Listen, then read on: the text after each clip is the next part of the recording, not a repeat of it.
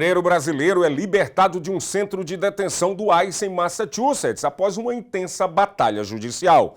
Enquanto isso, New Hampshire aprova o fim das cidades santuários e novas leis já entram em vigor. Nos bastidores de Washington, os Estados Unidos anunciam regras mais duras para o green card por casamento já a partir deste ano.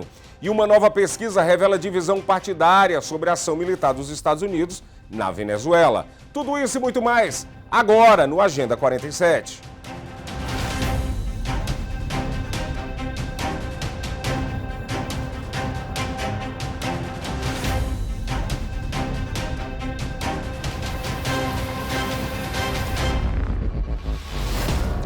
Olá, sejam bem-vindos ao Agenda 47, jornal dedicado a acompanhar de perto as principais ações que envolvem o 47º presidente dos Estados Unidos, Donald Trump, destacando os impactos diretos na vida das pessoas, dos imigrantes e na política americana.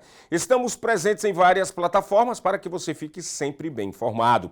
Em todos os Estados Unidos e Canadá pela SBT Television, SIC Internacional e também na plataforma de streaming SBT Plus. Inclusive, a gente sempre reforça que se você ainda não fez esse download, faça agora mesmo. Aponta para esse QR Code que está aqui na minha mão, ó. Apontou o telemóvel para cá, o celular, o cellphone, você vai ser redirecionado direto para a SBT Plus. Inclusive, você pode fazer o download também na sua Smart TV. Faça o download agora e divirta-se, desfrute de um conteúdo em português que com certeza vai agradar muito ao seu gosto. E claro, estamos também no nosso canal no YouTube Seaba Brazilian Television. Informação de qualidade, credibilidade e conexão direta com a nossa comunidade, onde quer que você esteja. Uma ação jurídica inesperada evitou a deportação de um brasileiro detido por agentes do Serviço de Imigração dos Estados Unidos, o ICE, em Somerville, Massachusetts. O cabeleireiro Alfredo Ribeiro, preso no dia 26 de junho, foi levado por agentes federais e até colocado em uma aeronave com destino à deportação, mas foi retirado do voo e finalmente libertado após medidas legais adotadas pela defesa do advogado de imigração, Jonathan Silva, e um erro processual que favoreceu o réu segundo Silva. Cartas de referência e demonstração de vínculos sólidos nos Estados Unidos, incluindo a ausência de antecedentes criminais e um patrocinador financeiro, foram determinantes para convencer as autoridades de que Alfredo não representava um risco à comunidade. O caso que mobilizou a comunidade brasileira local chamou atenção para o procedimento de detenção e fiança do ICE e reforça a importância de representação legal qualificada em processos de imigração. Na noite de 31 de dezembro, um agente do ICE fora de serviço matou um homem armado em um condomínio no bairro de North Ridge, em Los Angeles, após uma troca de tiros, informaram as autoridades e o Departamento de Segurança Interna dos Estados Unidos, o DHS. De acordo com o DHS, o agente, que atua na divisão de fiscalização e remoções, ouviu disparos por volta das 22 horas e 30 minutos e saiu de seu apartamento com sua arma autorizada para verificar a situação. Ao contornar o prédio, ele se deparou com um homem segurando um rifle e possivelmente disparando contra o solo. O agente se identificou como policial e ordenou que o suspeito largasse a arma. Segundo relatos oficiais, o homem teria apontado o rifle contra o agente e ignorado as ordens, levando o agente a reagir em legítima defesa, segundo o DHS. O suspeito foi encontrado ferido pela polícia de Los Angeles e morreu no local. O agente não ficou ferido e não foram divulgadas as identidades dos envolvidos. A ocorrência segue sob investigação, tanto da polícia como do DHS. No início de 2026, duas novas leis que proíbem políticas de cidade-santuário em New Hampshire entraram oficialmente em vigor, depois de terem sido sancionadas pelo governo estadual em maio de 2025. As medidas assinadas pela governadora republicana Kelly Ayotte ampliam a cooperação entre a polícia local e autoridades federais de imigração para reforçar a aplicação das leis imigratórias. Mas seu impacto prático já é alvo de debates entre especialistas, autoridades e organizações civis. As leis, o House Bill 511, HB 511 e o Senate Bill 62, SB 62, proíbem cidades e municípios de restringirem a colaboração com agentes federais, incluindo a exigência de que o Departamento de Polícia cumpram ordens de detenções imigratórias emitidas pelo ICE. Defensores afirmam que as normas vão fortalecer a segurança pública e combater a imigração indocumentada, enquanto críticos alertam que as medidas podem alimentar sentimentos anti-imigrantes e não enfrentam de forma nenhuma a eficácia de questões complexas relacionadas à imigração e aos direitos civis. Importante mesmo é que a nova legislação em New Hampshire não constava na lista de federais cidades santuários, que supostamente limitavam a aplicação das leis de imigração. Um ponto que reforça a discussão sobre o real efeito das normas no cotidiano das comunidades. Casar com um cidadão ou residente nos Estados Unidos segue sendo um dos principais caminhos para obter o chamado Green Card, mas o processo está mais rigoroso em 2026. Autoridades do US Citizenship and Immigration Service, o USCIS, elevaram o nível de exigência na análise dos pedidos, exigindo provas detalhadas de que o relacionamento é genuíno e baseado em vida compartilhada, não apenas válida no papel. Segundo dados oficiais do próprio USCIS, no segundo trimestre de 2025 chegaram 187 mil pedidos de ajuste de status familiar e cerca desses 187, 26 mil foram negados, o equivalente a quase 14% de recusas, incluindo muitos casos de green card por casamento. Especialistas apontam que agora entrevistas presenciais são obrigatórias em quase todos os casos, com perguntas bastante profundas sobre a rotina do casal e evidências como contas conjuntas, comprovantes de moradia compartilhada entre eles, impostos e fotos ao longo do tempo. Processos agora podem levar mais tempo e exigem uma preparação documental muito maior do que antes.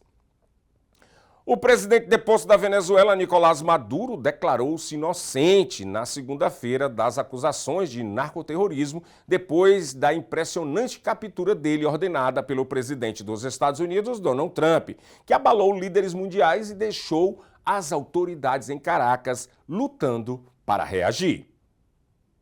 Manifestantes se reuniram em frente a um tribunal federal de Nova York na segunda-feira, onde o presidente venezuelano deposto, Nicolás Maduro, compareceu diante de um juiz dos Estados Unidos para responder a acusações que podem colocá-lo atrás das grades pelo resto da vida. Por meio de um intérprete, Maduro disse: "Sou inocente, não sou culpado, sou um homem decente, ainda sou presidente do meu país", antes de ser interrompido. Maduro enfrenta 4 acusações criminais federais nos Estados Unidos, que incluem conspiração de narcoterrorismo, conspiração para a importação de cocaína e posse de metralhadoras e dispositivos destrutivos. A próxima data sobre o caso no tribunal foi marcada para 17 de março. Sua esposa, Cília Flores, enfrenta as mesmas acusações, exceto a de narcoterrorismo. Ela também se declarou inocente.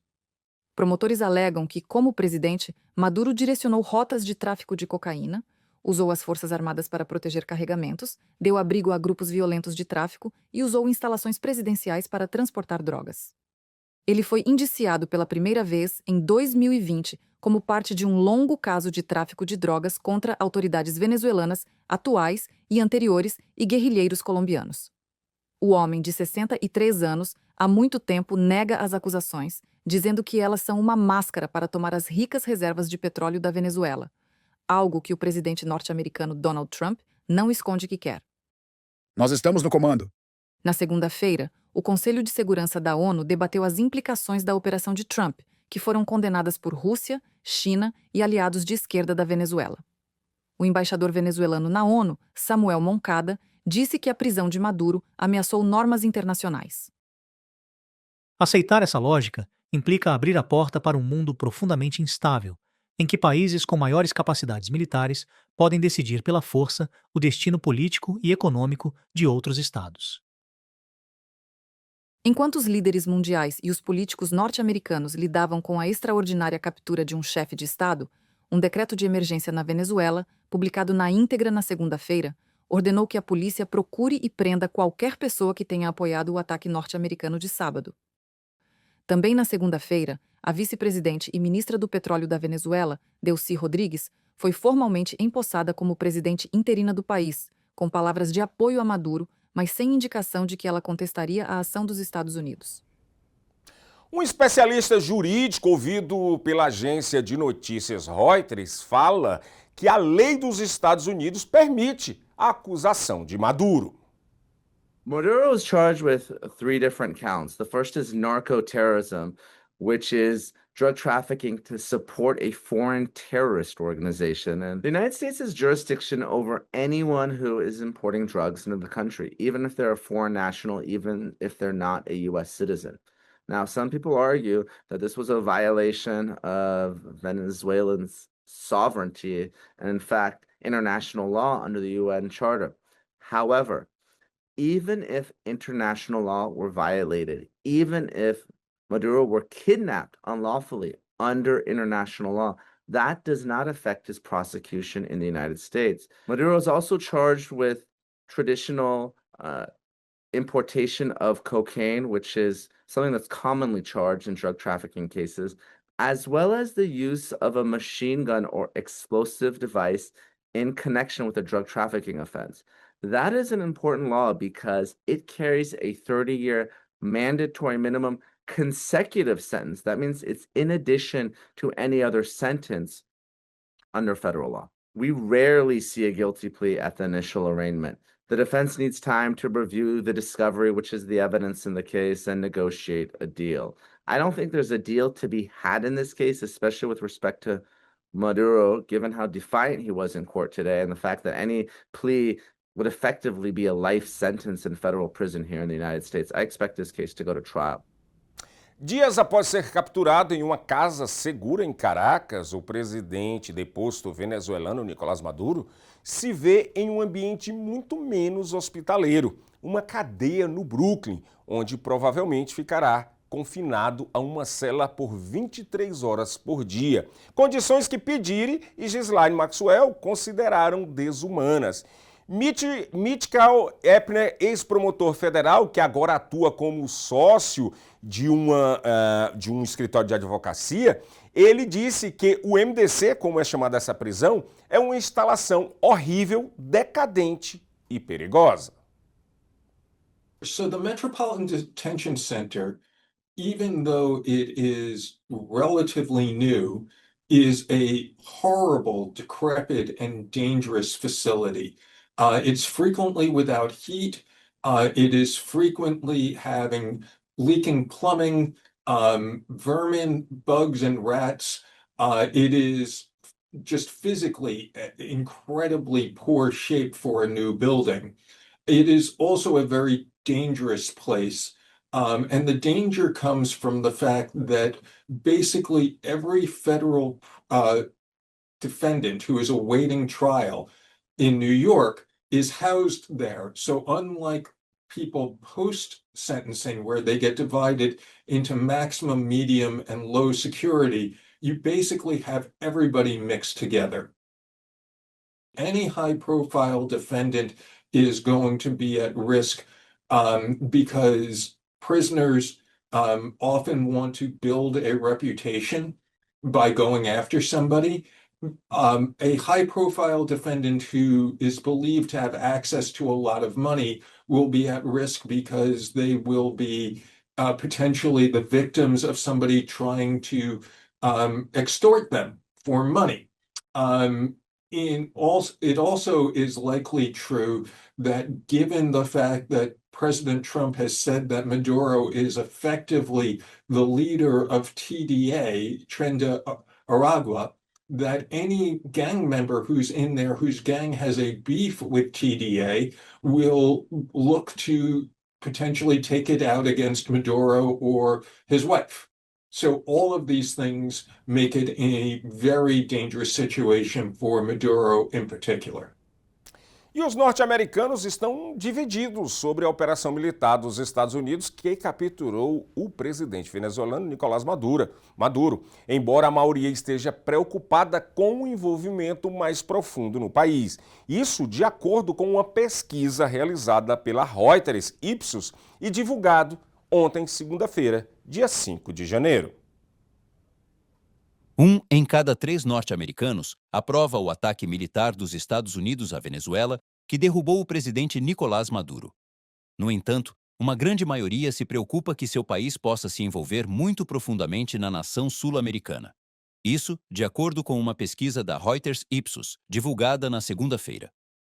O levantamento realizado ao longo de 2 dias destaca nítidas divisões partidárias.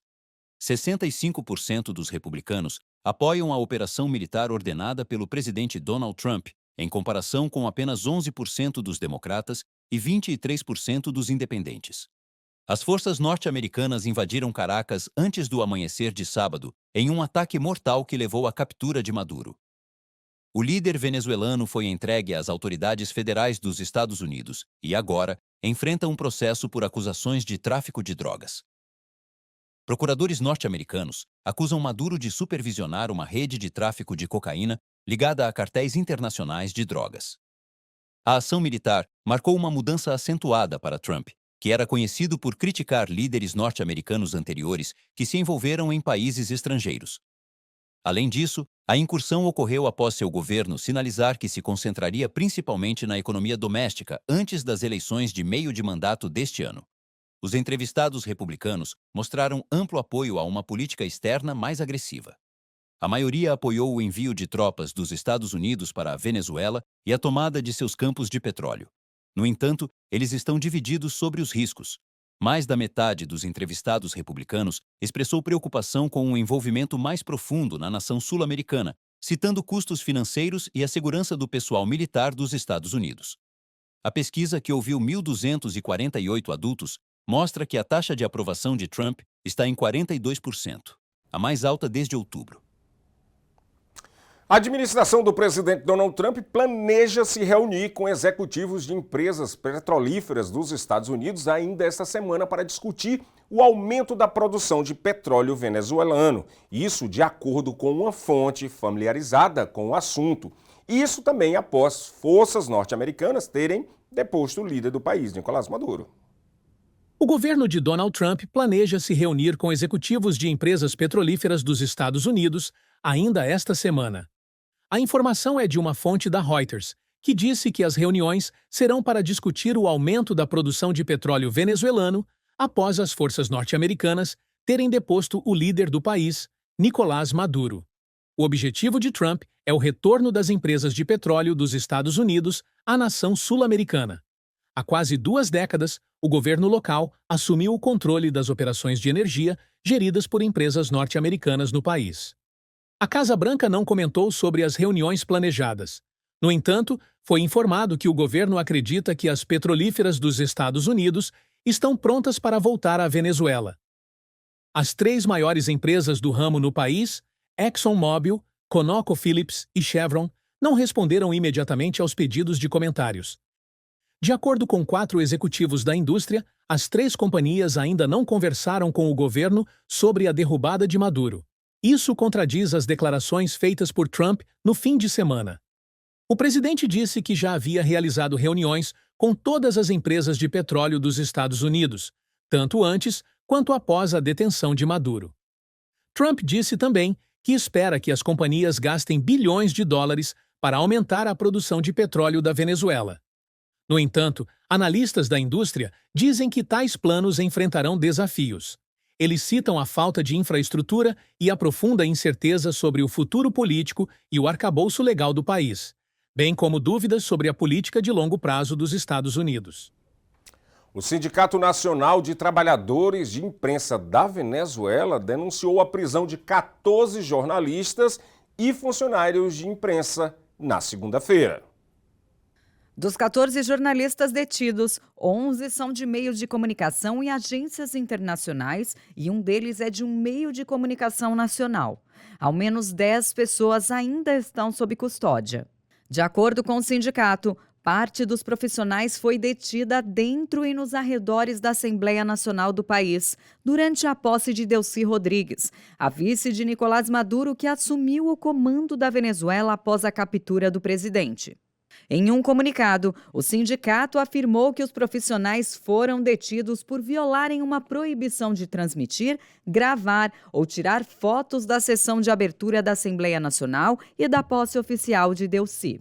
Além disso, exigiu a libertação dos profissionais de imprensa detidos e o desbloqueio de mais de 60 veículos de comunicação censurados na internet pelo governo chavista nos últimos anos. Até o momento, o governo venezuelano ainda não se pronunciou sobre a prisão dos jornalistas ou divulgou os motivos que teriam provocado as detenções. E agora, mudando de assunto, o líder da Groenlândia declarou: já chega, e aliados europeus da Dinamarca afirmaram que o futuro da ilha ártica deve ser decidido por seu povo, rebatendo novas declarações do presidente dos Estados Unidos, Donald Trump, sobre adquirir o vasto território. O líder da Groenlândia declarou: já chega, depois que o presidente dos Estados Unidos, Donald Trump, voltou a falar em tomar o controle do vasto território. Trump disse repetidas vezes que quer anexar a Groenlândia, um território autônomo dinamarquês com recursos minerais significativos. As preocupações aumentaram na Groenlândia e na Dinamarca após a captura do presidente da Venezuela em uma impressionante operação dos Estados Unidos no sábado, com Trump afirmando que Washington pretendia supervisionar a governança do país sul-americano. Falando com repórteres a bordo do Air Force One no início da segunda-feira, Trump disse que voltaria ao tema da Groenlândia em algumas semanas. Eu só digo isto. Nós precisamos da Groenlândia do ponto de vista da segurança nacional, e a União Europeia precisa que nós a tenhamos, e eles sabem disso. Isso veio depois de declarações semelhantes no domingo, que motivaram uma dura resposta do primeiro-ministro da Groenlândia, Jens Frederik Nielsen. Ameaças, pressão e conversas sobre anexação não têm lugar entre amigos, publicou ele no Facebook no fim da noite de domingo. Já chega. Chega de fantasias sobre anexação. O apoio veio rapidamente de líderes nórdicos e bálticos. O presidente finlandês, Alexander Stubb, publicou no X: ninguém decide pela Groenlândia e pela Dinamarca, a não ser a própria Groenlândia e a própria Dinamarca. A localização estratégica da Groenlândia entre a Europa e a América do Norte a torna um ponto crítico no sistema de defesa contra mísseis balísticos dos Estados Unidos. Ao mesmo tempo, seus recursos se alinham à ambição de Washington de reduzir a dependência das exportações chinesas. Em 21 de dezembro, Trump nomeou o governador da Louisiana, Jeff Landry, como enviado especial para a Groenlândia. Landry expressou publicamente apoio a incorporar o território aos Estados Unidos. Drones não identificados sobrevoaram o Palácio de Miraflores, sede do governo da Venezuela, no centro de Caracas, na noite desta segunda-feira. Forças de segurança dispararam tiros para tentar abater os artefatos. Os disparos começaram por volta das 8 horas da noite no horário local. Uma fonte do governo afirmou que os drones faziam um voo não autorizado e que a situação estava sob controle. Nenhuma autoridade venezuelana se pronunciou oficialmente. O incidente ocorre 2 dias depois de os Estados Unidos conduzirem uma operação militar na capital da Venezuela para capturar o ditador Nicolás Maduro. Na ocasião, Caracas foi alvo de várias explosões. O episódio também ocorreu no mesmo dia em que a presidente interina Delcy Rodrigues tomou posse à frente do governo venezuelano. Nos últimos 2 dias, o governo dos Estados Unidos disse que não realizaria novos ataques contra a Venezuela, desde que as autoridades do país continuem colaborando.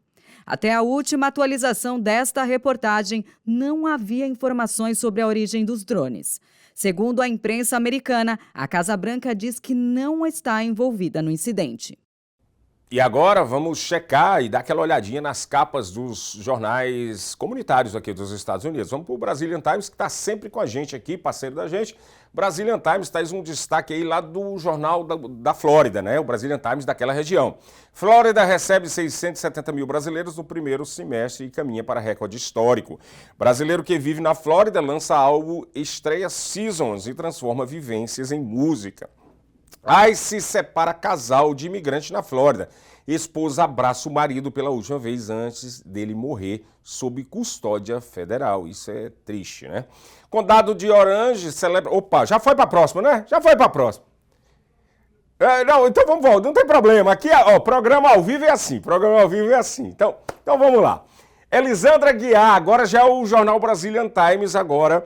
aqui da região de Nova York. Vamos lá, Elisandra Guiar é homenageada no baile de gala do Brazilian Times. Advogado detalha prisão e libertação de brasileiros detidos pelo ICE em Massachusetts. Quer dizer, essa aqui é o jornal Brazilian Times de Massachusetts. Na hora passou rápido aqui. Inclusive, nós falamos sobre esse caso, que esse rapaz conseguiu sair graças a um processo aí muito bem feito pelo advogado. Tá bom? Vamos para a próxima? Ah, agora sim, agora é aqui da região de Nova York.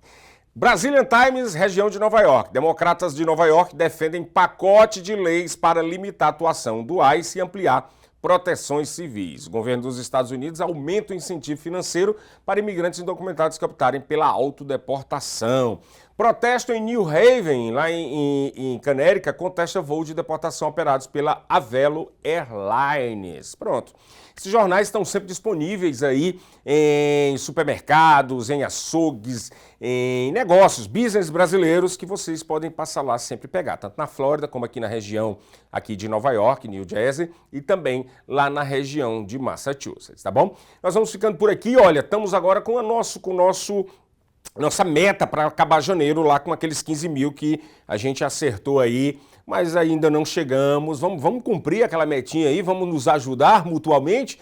Aproveita, se inscreva agora mesmo no canal Seaba Brazilian Television, deixa aquele like se você gostou, dá o dislike se não gostou, comenta e no final você ativa aqui o sininho das notificações para não perder nada. Às 7 horas da noite eu vou estar de volta no Jornal Brasil News, que você pode acompanhar lá na SPT Plus. Aproveite, faça o download e logo mais às 7 da noite no Brasil News, lá na SPT Plus, viu? Até mais tarde.